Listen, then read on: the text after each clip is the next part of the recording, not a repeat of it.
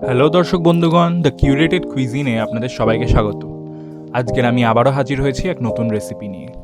আজকের আমি আপনাদের দেখাতে চলেছি কিভাবে বাড়িতে পনির মশালা কারি তৈরি করা হয়। চলুন শুরু করা যাক। প্রথমেই একটি প্লেটে আমি 400 গ্রাম পনির নিয়ে নিয়েছি।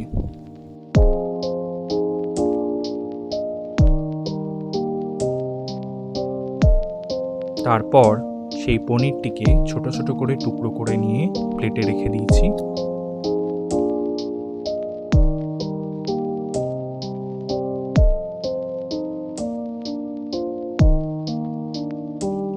তারপর আমি দুটো পেঁয়াজ, দুটো টমেটো, একটা ক্যাপসিকাম ও 4টে কাঁচা লঙ্কা নিয়ে সেগুলোকে কেটে রেখে দিয়েছি। 2 টেবিল চামচ করে শুকনো লঙ্কার গুঁড়ো ও ধনে গুঁড়ো আর হাফ টেবিল চামচ করে গরম মশলা ও গোলমরিচের গুঁড়ো নিয়ে নিয়েছি।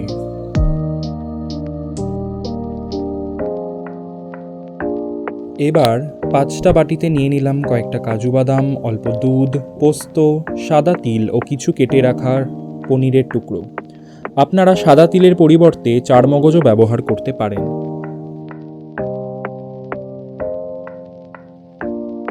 বাটিগুলোতে রাখা সাদা তিল ও পোস্তদানার একটা পেস্ট, পনিরের টুকরোর পেস্ট এবং কাজু বাদামের পেস্ট তৈরি করে রেখে দিলাম।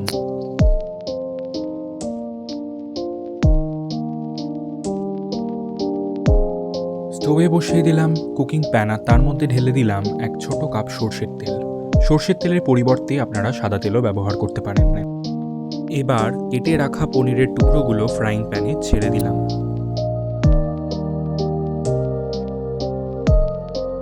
কিছুক্ষণ পনিরের টুকরোগুলোকে নাড়িয়ে চাড়িয়ে নিলাম।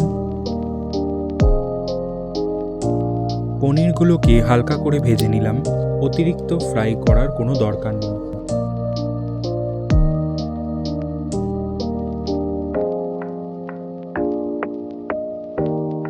পনিরের টুকরোগুলোকে এবার একটা প্লেটে তুলে রাখলাম।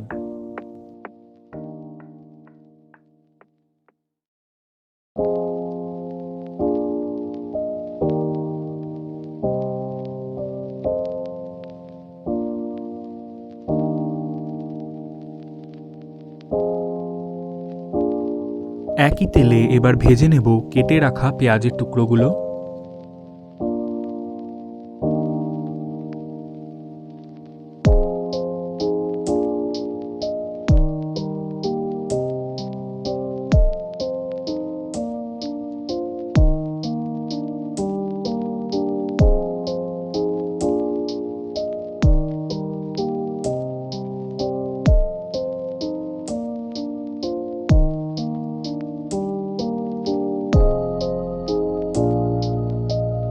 ভালো করে নেড়ে নিতে হবে যাতে সবকিছু ঠিকঠাক করে ভাজা হয়।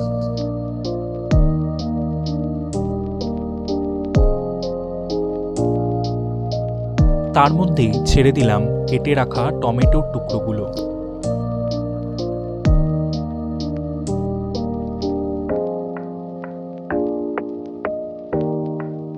দিয়ে দিলাম কেটে রাখা ক্যাপসিকামের টুকরোগুলো এবং সবকিছুকে একবার ভালো করে নেড়ে নিলাম।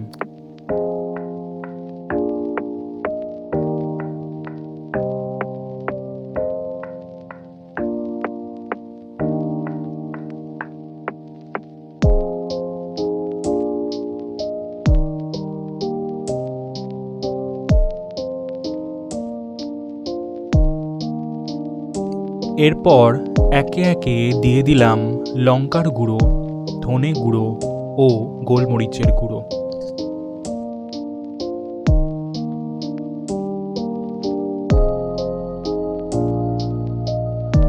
দিয়ে দিলাম সামান্য স্বাদ মতো নুন। অল্প জল দিয়ে পুরো জিনিসটাকে একবার ভালো করে নাড়িয়ে চাড়িয়ে নিলাম।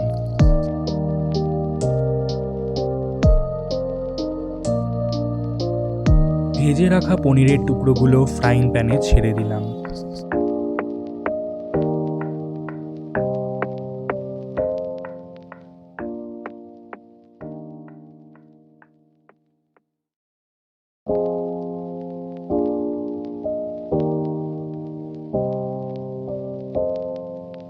সামান্য জল দিয়ে পুরো জিনিসটাকে ভালো করে নেড়ে ছেড়ে নিলাম।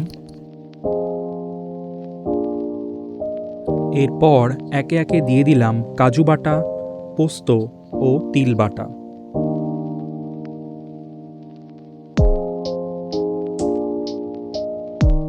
এই পেস্টগুলো কারির ঘনত্বকে বাড়াতে ও কারিকে সুস্বাদু করতে সাহায্য করে।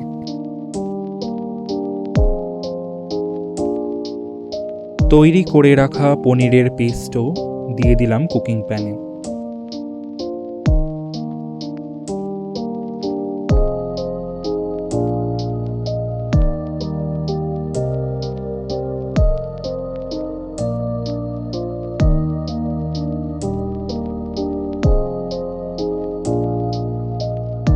এরপর দিয়ে দিলাম সামান্য দুধ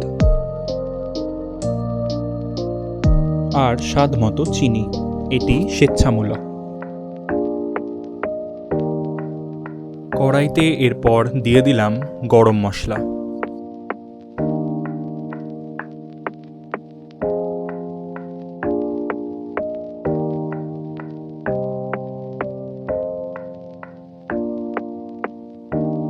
পনিরের স্বাদ বৃদ্ধির জন্য দিয়ে দিলাম অল্প কাসুরি মেথি।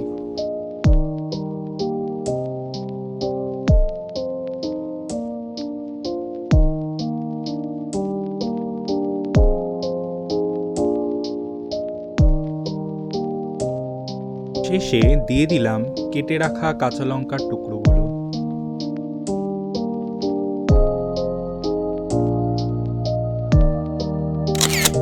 কত সহজেই আমাদের পনির মশালা কারি তৈরি হয়ে গেল।